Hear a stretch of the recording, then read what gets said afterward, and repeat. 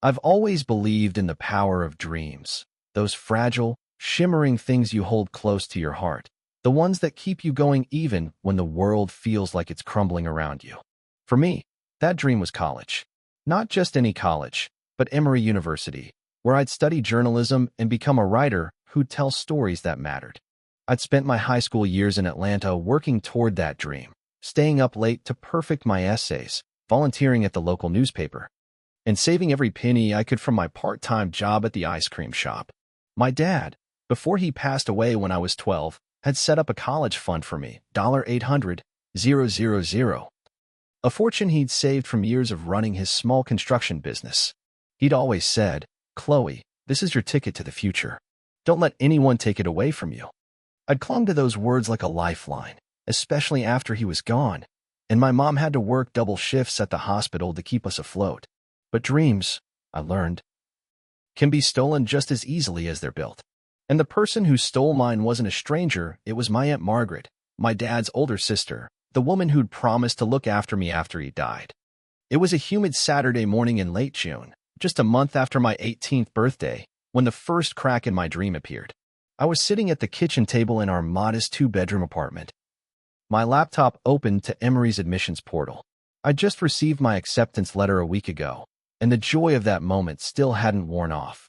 I could still feel the weight of the envelope in my hands, the crisp paper with the university's seal, and the way my mom had cried when I read the words. "We are pleased to offer you admission." We danced around the living room, laughing and crying, dreaming of the day I'd walk across that campus as a freshman. But now, I was staring at the tuition payment page, my stomach twisting into knots. The first payment was due in a month, and I needed to access my college fund to cover it. My mom, Lisa, was at the stove, flipping pancakes, her dark hair tied back in a messy bun, her nurse's scrubs still on from the night shift. She glanced over at me, her tired eyes softening with a smile. "You okay, sweetie?" she asked, sliding a plate of pancakes in front of me. I forced a smile, trying to hide the anxiety bubbling inside me. "Yeah, Mom, just trying to figure out the payment stuff. I need to call Aunt Margaret about the fund. She's the trustee, right?" Mom's smile faltered for a split second, but she nodded. "Yes, she is. Your dad trusted her to manage it until you turned 18. I'm sure she'll help you get it sorted." I nodded, but there was a strange unease in my chest. Aunt Margaret had always been complicated. She was the kind of woman who cared more about appearances than people, always dressed in designer clothes, her blonde hair perfectly styled, her nails always manicured. She'd never been particularly warm to me, but I'd assumed it was just her personality, cold, calculating, more interested in her social status than family. Still, she was my dad's sister, and he'd trusted her. That had to mean something, right? I picked up my phone and dialed her number, my fingers trembling slightly. The phone rang once, twice, 3 times before she finally answered. "Chloe, darling," she said, her voice dripping with false sweetness, the kind that made my skin crawl. What a surprise. "How's my favorite niece doing?" I swallowed hard, trying to keep my tone steady. "Hi, Aunt Margaret. I'm good, thanks. I got into Emory, and I need to access my college fund for the tuition payment. It's due soon, and I was hoping you could help me with the paperwork." There was a long pause on the other end of the line, so long that I thought the call had dropped. Then she laughed, a sharp, brittle sound that sent a chill down my spine. "Oh, Chloe, that's wonderful news," she said, but there was something off in her tone, something that sounded almost amused. "But I'm afraid there's a bit of a complication with the fund. Why don't you come over to my place this afternoon? We can talk about it in person. I've got some exciting news to share, too." My heart sank, but I agreed, hanging up the phone with a sense of dread I couldn't shake. The drive to Aunt Margaret's house in Buckhead, one of Atlanta's wealthiest neighborhoods, was a blur. Her house was a sprawling, modern mansion with floor-to-ceiling windows, a perfectly manicured lawn, and a fountain in the driveway that looked like it belonged in a magazine. I parked my beat-up Honda Civic next to her gleaming white Mercedes, feeling out of place as I walked up the marble steps to her front door. She greeted me with a tight smile, her designer sundress hugging her slim figure, her diamond earrings catching the sunlight. "Chloe, come in, she said, ushering me into her pristine living room, where everything was white sofa, white rug, white walls. It felt sterile, like a showroom, not a home.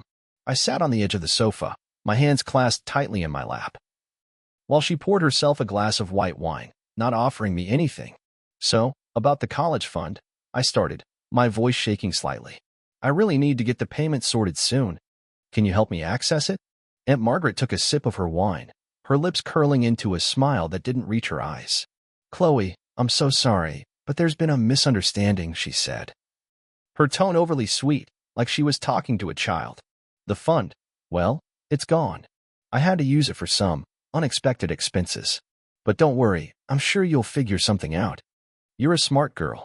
I stared at her, my mind struggling to process her words. Gone? My college fund, my dad's legacy, my future was gone? What do you mean, gone? I asked, my voice rising, my hands trembling in my lap. That was my money, Aunt Margaret. Dad left it for me. How could you just use it? She sighed, as if my reaction was an inconvenience, and set her wine glass down on the coffee table.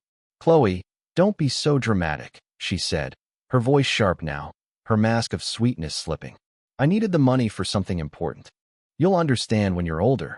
Besides, college isn't for everyone. Maybe you're better off getting a job, starting small. Not everyone's cut out for higher education. Her words hit me like a slap in the face, each one a dagger to my heart. I felt tears prick at my eyes, but I refused to let them fall, not in front of her. What did you use it for? I demanded, my voice breaking. What was so important that you had to steal my future? She hesitated for a moment, then her smile returned, wider this time, almost triumphant. Well, since you're here, I might as well tell you the good news, she said, clapping her hands together. I bought a vacation home in the Hamptons. Isn't that exciting?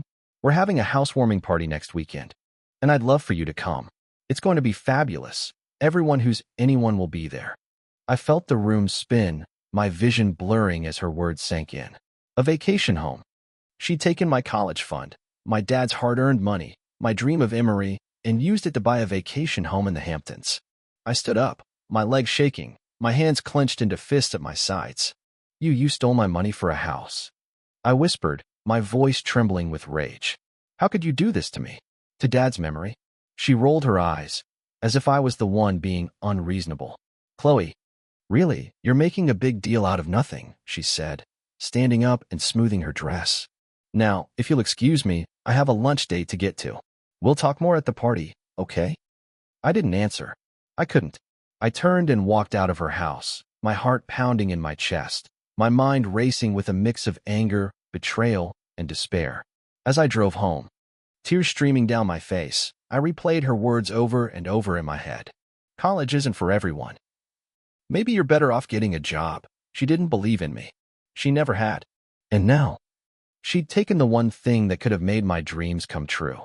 When I got home, my mom was still at work, so I went straight to my room, locking the door behind me. I collapsed onto my bed, burying my face in my pillow, and let the sobs come, deep, wrenching sobs that shook my entire body. I felt like my world had been ripped apart, like everything I'd worked for. Everything I'd dreamed of had been stolen in an instant. But as the tears slowed, something else began to take their place, a burning, unyielding anger. Aunt Margaret thought she could take my future and get away with it, but she was wrong. I wasn't going to let her win. That night, I sat at my desk, my laptop open, my hands trembling as I started digging. I wasn't sure what I was looking for, but I knew there had to be something, some proof, some way to hold her accountable. I started by checking her social media, scrolling through her Instagram, where she'd already posted pictures of the Hamptons house, a sprawling beachfront mansion with a pool, white shutters, and a view of the ocean that made my stomach churn. The caption read, "Living my best life. So excited for our new Hamptons getaway." The comments were full of praise from her rich friends. But all I could see was my dad's money, my future, being flaunted for the world to see. I kept digging, my anger fueling me, until I remembered something.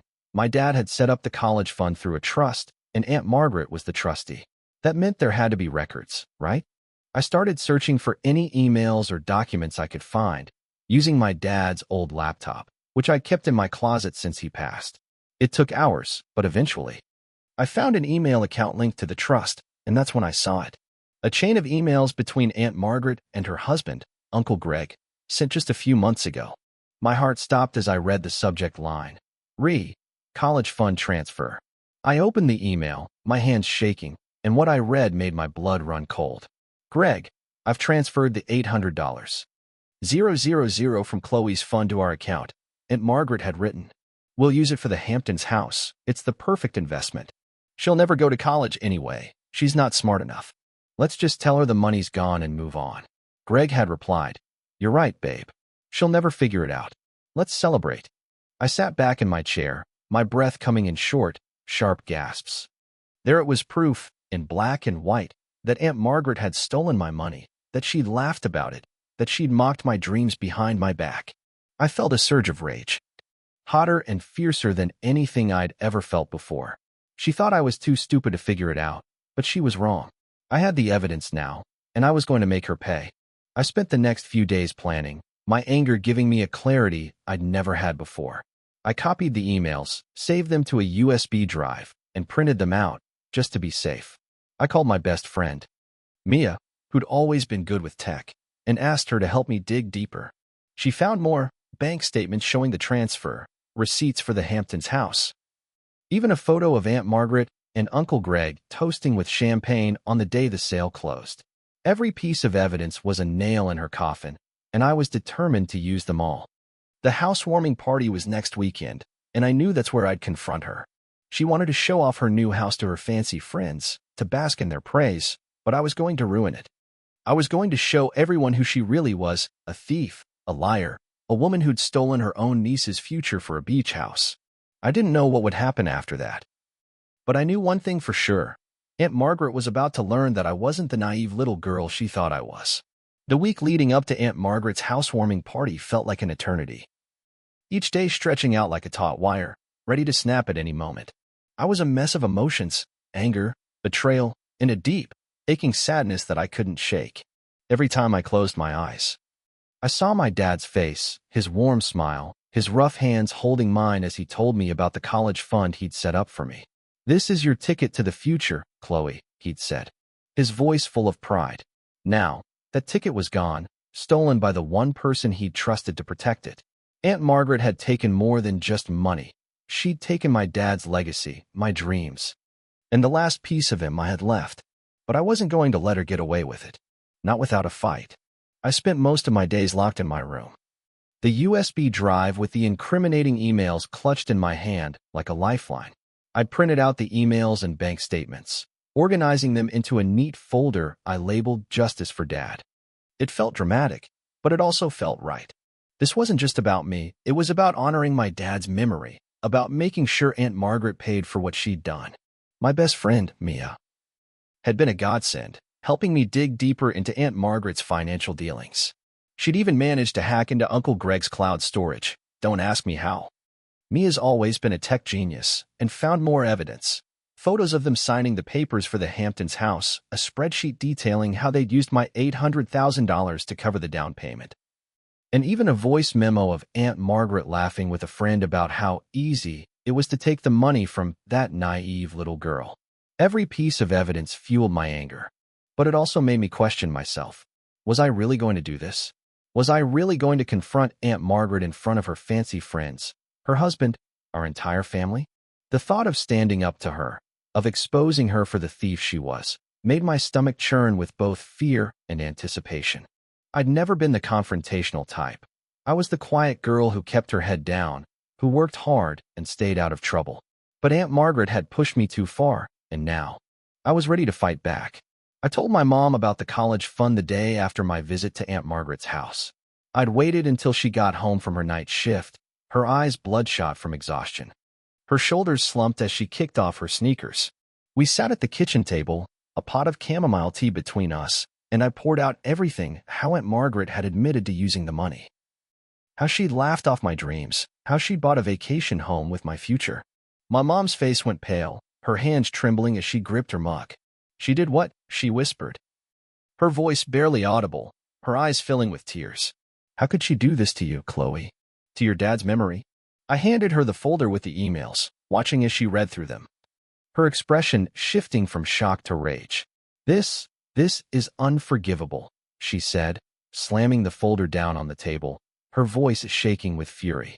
Your dad worked so hard for that money. He wanted you to have a better life, to go to college, to chase your dreams. And she just took it. She stood up, pacing the small kitchen, her hands clenched into fists. We're going to that party. Chloe, we're going to confront her, and we're going to make her pay. I nodded, my heart swelling with gratitude for my mom's support, but also with fear.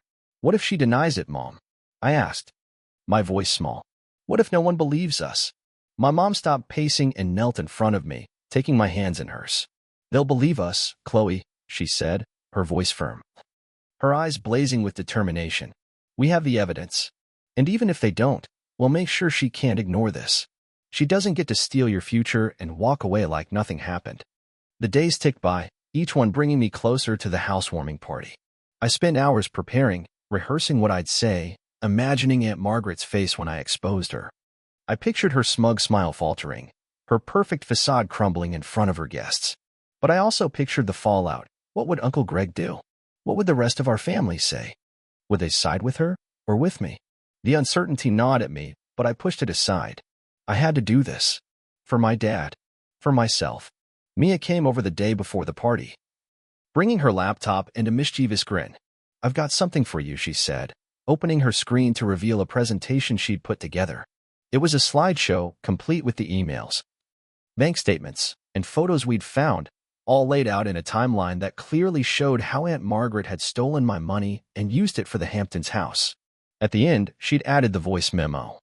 The one where Aunt Margaret laughed about how easy it was to take the money from me. I figured you'd want to make a big statement, Mia said, her eyes sparkling with excitement. You can connect this to the TV at the party, play it for everyone to see. She won't be able to deny it then. I stared at the slideshow, my heart pounding. It was perfect, damning, undeniable. A public execution of Aunt Margaret's reputation. You're a genius, Mia, I said, pulling her into a hug. Thank you. She hugged me back, her voice soft but fierce. You deserve justice, Chloe. Don't let her get away with this. The night before the party, I barely slept. I lay in bed, staring at the ceiling, my mind racing with 1,000 different scenarios. What if Aunt Margaret laughed it off? What if she turned the family against me? What if I froze up and couldn't go through with it? But then I thought of my dad, of the way he'd believed in me, of the future he'd wanted for me, and I knew I couldn't back down. I had to do this, no matter how scared I was. The morning of the party dawned bright and sunny. The kind of perfect summer day that should have been filled with joy. My mom and I got ready in silence, both of us too nervous to speak. I wore a simple blue sundress, the one I'd bought for my high school graduation, and my mom put on a navy blouse and white slacks, her face set in a determined mask. We drove to the Hamptons in her old Toyota. The 3-hour trip feeling like a journey to a battlefield. Neither of us spoke much, but I could feel her support, her strength, radiating beside me. I'm proud of you, Chloe, she said as we pulled into the driveway of the vacation home, her voice thick with emotion. No matter what happens today, I'm proud of you. The Hamptons house was even more extravagant than I'd imagined. It was a sprawling, 2-story mansion right on the beach, with white shutters, a wraparound porch, and a sparkling pool in the backyard. The driveway was filled with luxury cars, BMWs, Audis, Mercedes, and the air buzzed with the chatter of Aunt Margaret's guests, all dressed in expensive summer attire, sipping champagne and laughing as if they didn't have a care in the world. I felt a pang of resentment as I stepped out of the car, my worn sneakers a stark contrast to their designer sandals. This was my money, my future, being flaunted in front of me, and I had to pretend everything was fine, at least for now. Aunt Margaret spotted us as we walked up the porch steps, her face lighting up with a fake smile. Chloe, Lisa, you made it, she exclaimed, pulling us into a stiff hug that smelled of Chanel perfume. She was wearing a flowing white dress, her blonde hair swept into an elegant updo, her diamond necklace glinting in the sunlight. Come in. Come in. Everyone's dying to see the house. She ushered us inside, her voice bubbling with excitement, but I could feel her eyes on me, sharp and calculating, like she was waiting for me to say something. The house was a showpiece, every detail designed to impress. Marble countertops, a grand staircase, a chandelier that probably cost more than my mom's car. The living room opened onto a patio overlooking the ocean, where guests mingled with drinks in hand, their laughter echoing through the air. I spotted Uncle Greg by the pool. His polo shirt stretched tight over his paunch, a glass of whiskey in his hand as he chatted with a group of men in linen suits. My cousins, Jake and Emily, were there too, lounging on deck chairs, their designer sunglasses hiding their eyes. They waved at me, but I could barely muster a smile in return, as Aunt Margaret led us on a tour of the house, pointing out the gourmet kitchen, the home theater, the guest suites with ocean views. I felt my anger simmering beneath the surface, ready to boil over. Every room, every piece of furniture, every blade of grass in the backyard. It was all paid for with my money. My future, my dreams. I clutched the USB drive in my pocket, my fingers tracing its edges, reminding myself of why I was here. I wasn't going to let her get away with this. Not today. The party was in full swing by the time Aunt Margaret gathered everyone in the living room for a toast. She stood on the staircase, her glass of champagne raised, her smile radiant as she addressed her guests. "Thank you all for coming to celebrate this special day with us," she said, her voice carrying over the crowd. "This house is a dream come true, a testament to hard work and dedication. Greg and I are so blessed to have this beautiful home, and we can't wait to make memories here with all of you." I felt my mom's hand tighten around mine, her nails digging into my palm. This was it, the moment I'd been waiting for. I took a deep breath, my heart pounding so loud I thought it might burst out of my chest, and stepped forward, pulling the USB drive from my pocket. "Aunt Margaret," I said, my voice trembling but clear, cutting through the chatter of the crowd. "I have something to say." She turned to me, her smile faltering for a fraction of a second, but she quickly recovered, tilting her head with a look of mock concern. "Chloe, darling, what is it?" she asked, her tone dripping with condescension. I looked at her, my anger giving me strength, and held up the USB drive for everyone to see. "I know what you did," I said, my voice growing louder, more confident. "And I'm going to make sure everyone here knows, too." The room fell silent. All eyes on me, the air thick with tension. I could feel Aunt Margaret's gaze boring into me, her smile frozen on her face, but I didn't back down. I was ready to fight for my dad, for my future, for justice. The air in Aunt Margaret's pristine Hampton's living room felt charged, like the moment before a lightning strike. I stood in the center of the crowd, my heart pounding so hard I could hear it in my ears, the USB drive clutched tightly in my hand. Aunt Margaret's guests, dozens of her high society friends, our extended family, and Uncle Greg stared at me, their murmurs fading into a heavy silence. Aunt Margaret herself stood on the grand staircase, her champagne glass still raised from her toast, her smile frozen on her face. But I could see the flicker of panic in her eyes, the way her fingers tightened around the stem of her glass, betraying the calm facade she was trying so hard to maintain. "Chloe, darling, what is it?" she repeated, her voice syrupy sweet but laced with an edge I hadn't heard before. She took a step down the staircase, her white dress flowing behind her like she was some kind of angelic queen. But I knew better. She wasn't an angel, she was a thief, a liar, a woman who'd stolen my future and laughed about it. I held up the USB drive, my hand trembling but my resolve unshaken, and locked eyes with her. "I know what you did, Aunt Margaret," I said, my voice louder now, echoing through the room. "You stole my college fund, $800,000 that my dad left for me, and used it to buy this house. And I'm going to make sure everyone here knows the truth." The room erupted into gasps and whispers, the guests exchanging shocked glances, their champagne flutes forgotten in their hands. Aunt Margaret's smile vanished, her face paling as she took another step down the stairs. "Chloe, that's ridiculous," she said, forcing a laugh that sounded more like a choke. "I don't know what you're talking about. You're clearly upset, but this isn't the time or place to air your delusions." She turned to the crowd, her smile returning, though it was strained now, her eyes darting nervously. "Let's not let this ruin the party, shall we? Chloe's just going through a tough time." Her words were like gasoline on the fire of my anger. Delusions? A tough time? She was trying to paint me as some unhinged teenager, to dismiss my accusations as the ramblings of a child. But I wasn't a child anymore, and I wasn't going to let her twist the narrative. "No," I said, my voice cutting through her fake laughter like a knife. "I'm not delusional, Aunt Margaret. I have proof." I turned to Mia, who'd been standing by the TV in the corner of the room, her laptop already plugged into the system. She gave me a small nod, her expression fierce, and I knew she was ready. Play it, I said, my voice steady despite the storm of emotions raging inside me. Mia hit a button on her laptop, and the massive flat-screen TV on the wall lit up with the slideshow we'd prepared. The first slide was a screenshot of the email chain between Aunt Margaret and Uncle Greg. The subject line, college fund transfer, bolded in red. I watched as the guests' eyes widened, their murmurs growing louder as they read the words on the screen. Greg, I've transferred the $800,000 from Chloe's fund to our account, Aunt Margaret's email read. Her words projected for everyone to see. We'll use it for the Hamptons house. It's the perfect investment. She'll never go to college anyway. She's not smart enough. Let's just tell her the money's gone and move on. The room fell deathly silent, the only sound the faint crash of waves outside the open patio doors. I turned to Aunt Margaret, whose face had gone as white as her dress, her champagne glass slipping from her hand and shattering on the marble floor. That's your email, Aunt Margaret, I said, my voice trembling with a mix of rage and triumph. You wrote that. You stole my money, my dad's money, and used it to buy this house. And you laughed about it.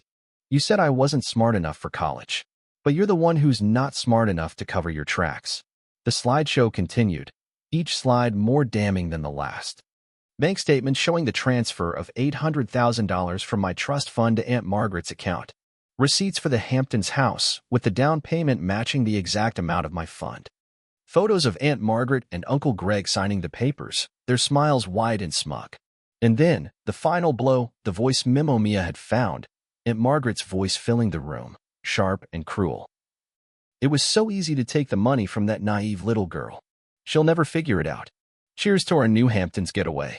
The guests gasped, some covering their mouths in shock, others whispering furiously to each other. I saw my cousins, Jake and Emily, staring at their mother with wide eyes, their faces pale. Uncle Greg, who'd been standing by the patio doors, dropped his whiskey glass, the amber liquid splashing across the floor as he staggered forward.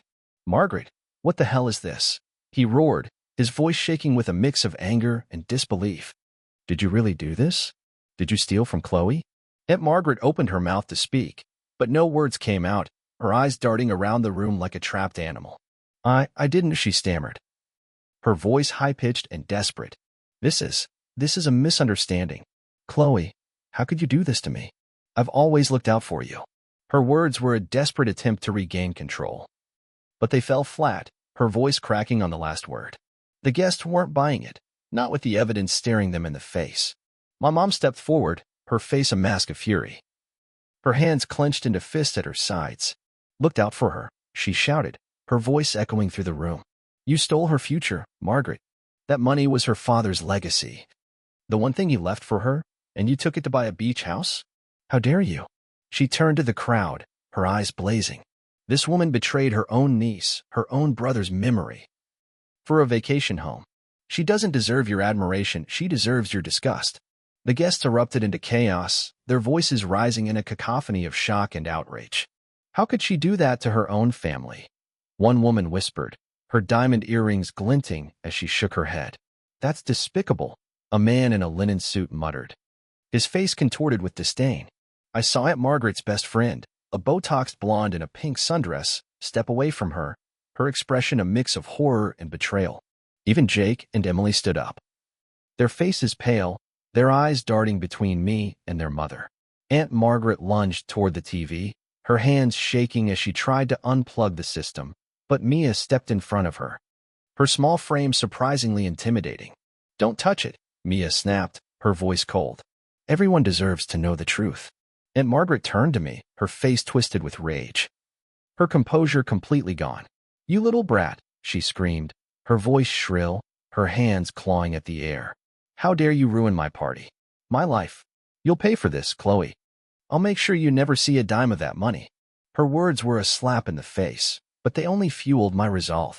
I'm already paying for what you did, I shot back, my voice steady now, my anger giving me strength. You took my college fund, my future, my dad's legacy. But I'm not going to let you get away with it.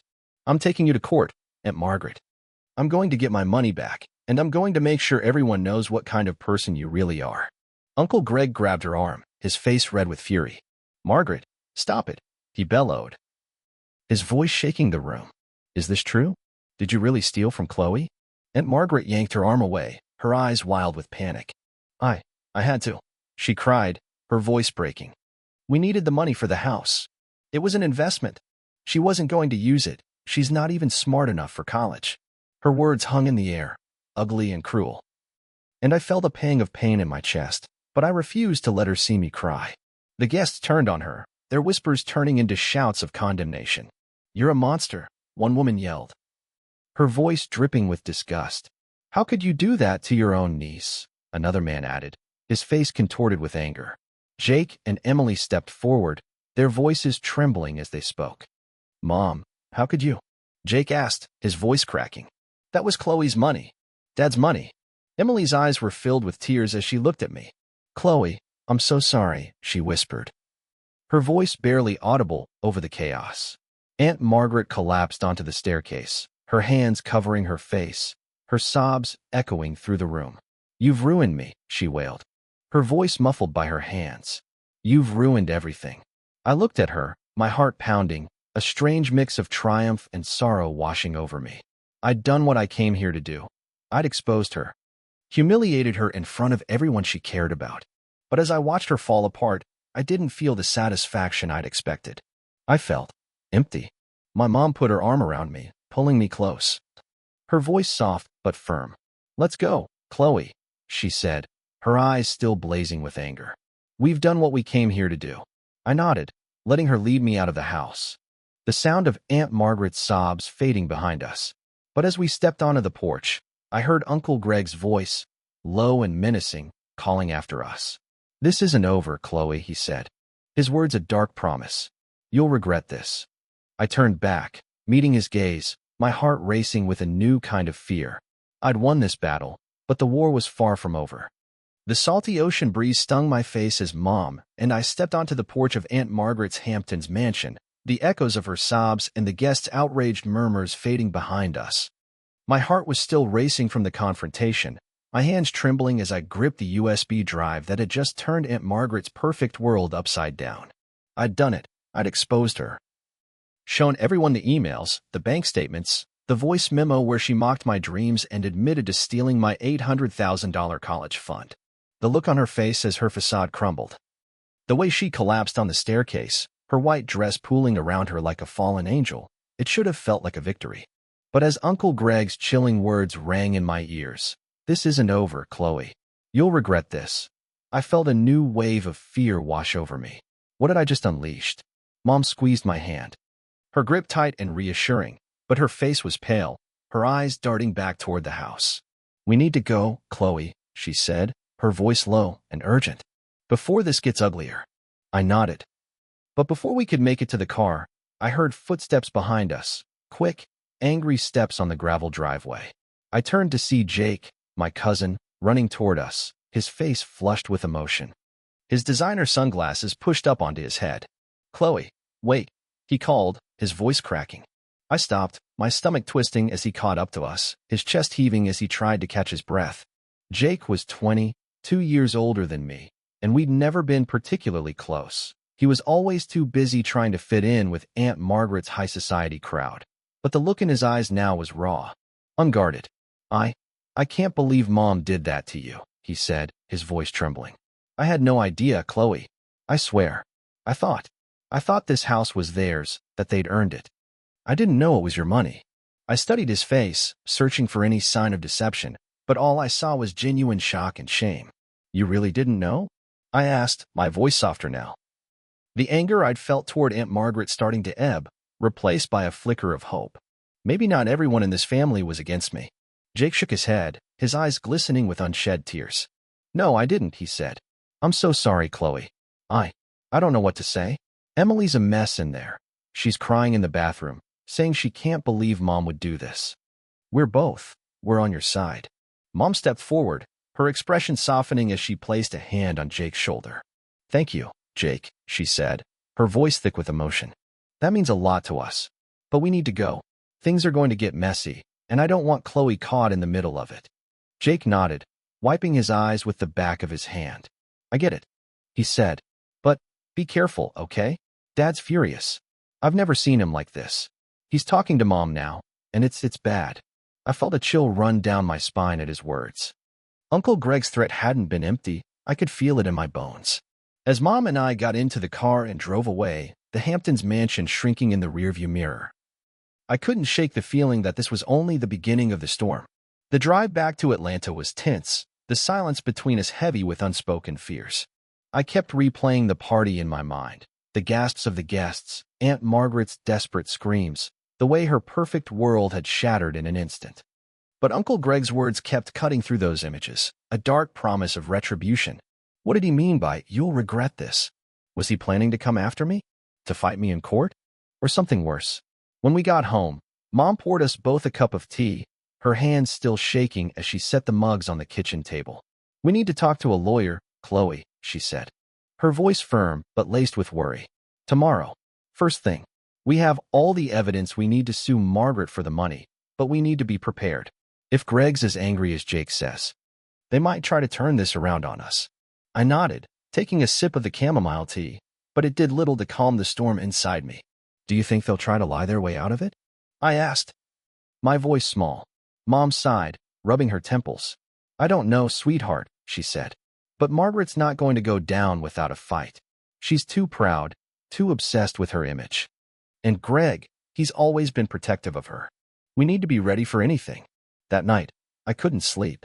I lay in bed, staring at the ceiling, my mind racing with 1,000 different scenarios. What if Aunt Margaret tried to destroy the evidence? What if she turned the family against us? What if Uncle Greg did something to hurt us? I was just starting to drift off when my phone buzzed on my nightstand, the screen lighting up with a new text message. I picked it up, my heart sinking as I saw the sender, Aunt Margaret.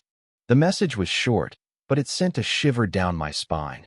"You think you've won, but you've only made things worse. You'll never see a penny of that money, Chloe. I'll make sure of it." I stared at the words, my hands trembling, a cold sweat breaking out on my forehead. Was this a threat? A warning? I forwarded the message to Mom, who came rushing into my room, her face pale as she read it.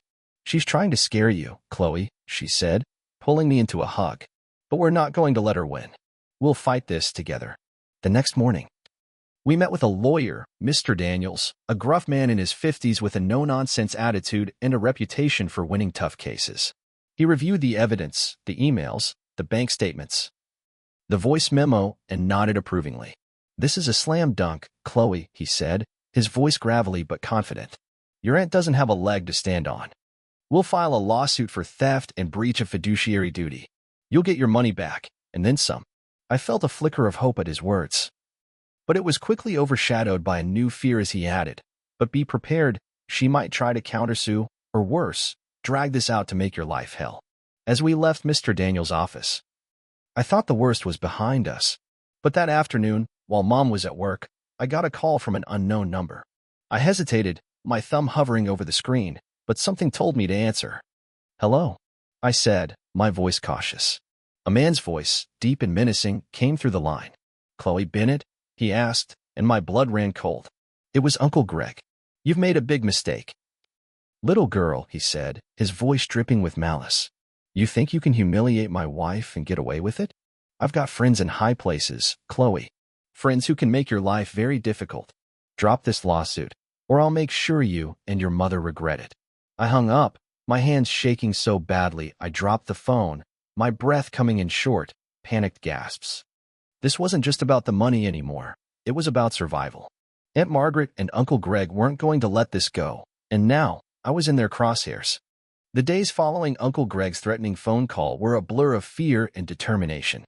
His words, "I've got friends in high places, Chloe. Drop this lawsuit, or I'll make sure you and your mother regret it," echoed in my mind like a dark mantra, keeping me awake at night, my heart racing every time the phone rang or a car slowed outside our apartment. I knew he wasn't bluffing.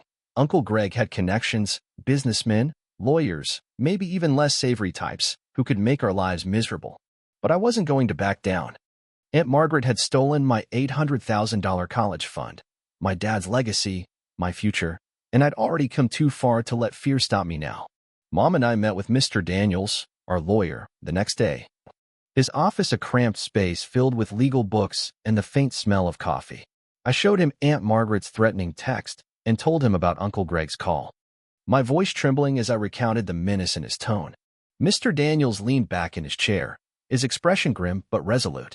"This is intimidation, plain and simple," he said, scribbling notes on a legal pad. "We'll file a restraining order against both of them, and I'll push to expedite the lawsuit. With the evidence you've got, Chloe, they don't have a leg to stand on. But we need to be careful. They're desperate, and desperate people do dangerous things." The restraining order was granted within 48 hours, but it did little to ease my anxiety. I couldn't shake the feeling that Aunt Margaret and Uncle Greg were plotting something, biding their time until they could strike.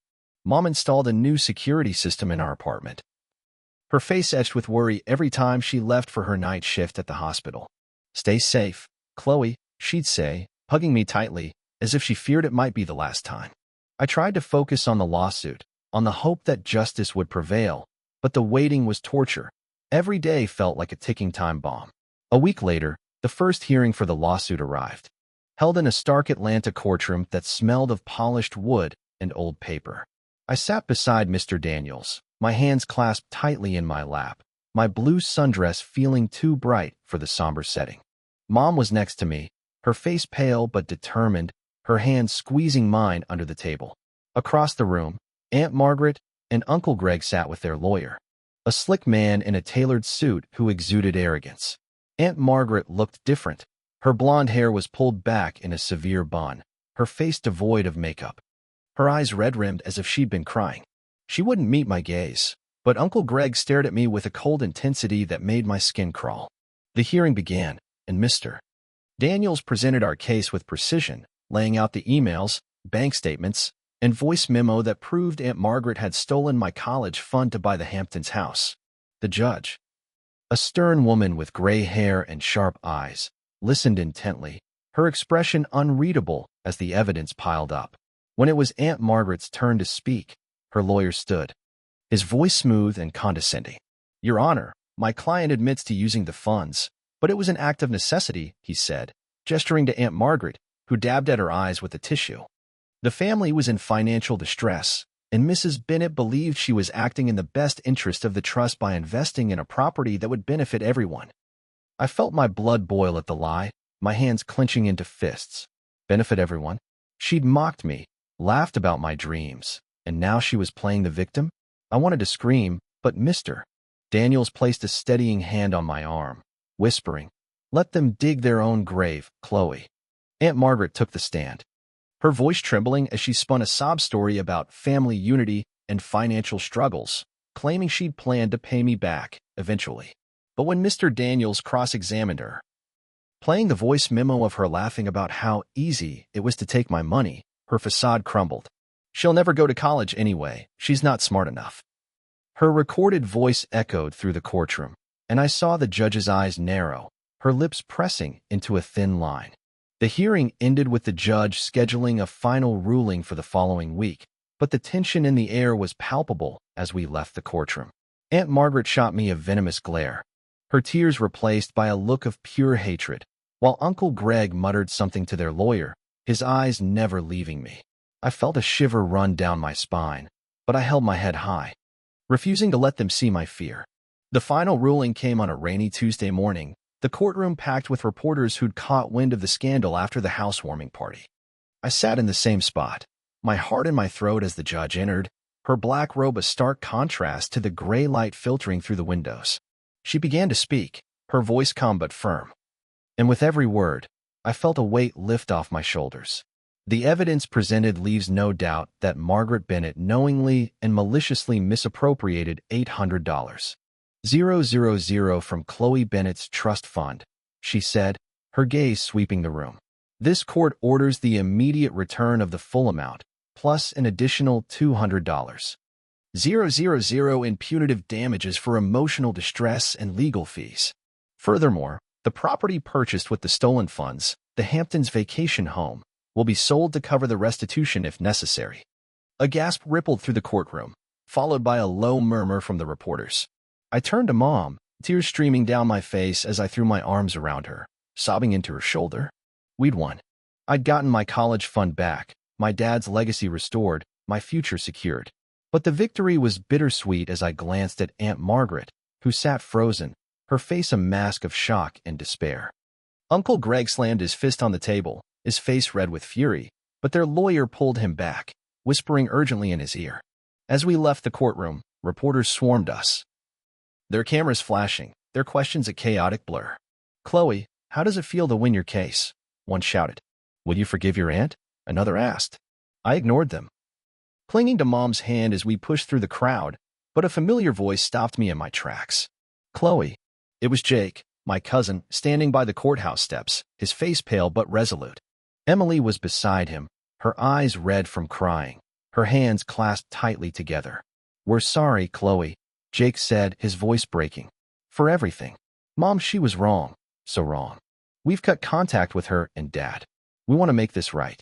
Emily nodded, stepping forward to hug me, her tears soaking my shoulder. "You didn't deserve any of this," she whispered. "We're so proud of you." I hugged them back, a lump in my throat as I realized that, despite everything, I still had family who cared. Aunt Margaret and Uncle Greg might never change, but Jake and Emily's support meant more than I could say. A month later, I received the full $1 million, my college fund plus damages, and enrolled at Emory University, my dream finally within reach. The Hamptons' house was sold, Aunt Margaret and Uncle Greg's reputation in tatters, their social circle turning their backs on them. I heard they'd moved to a small apartment in Florida, their lavish lifestyle a distant memory. As I walked across Emory's campus on my first day, my backpack slung over my shoulder, I felt my dad's presence beside me, his voice echoing in my mind. "This is your ticket to the future, Chloe." I'd fought for that ticket, and I'd won, not just the money, but my dignity, my strength, and a family that, in the end, stood by me when it mattered most.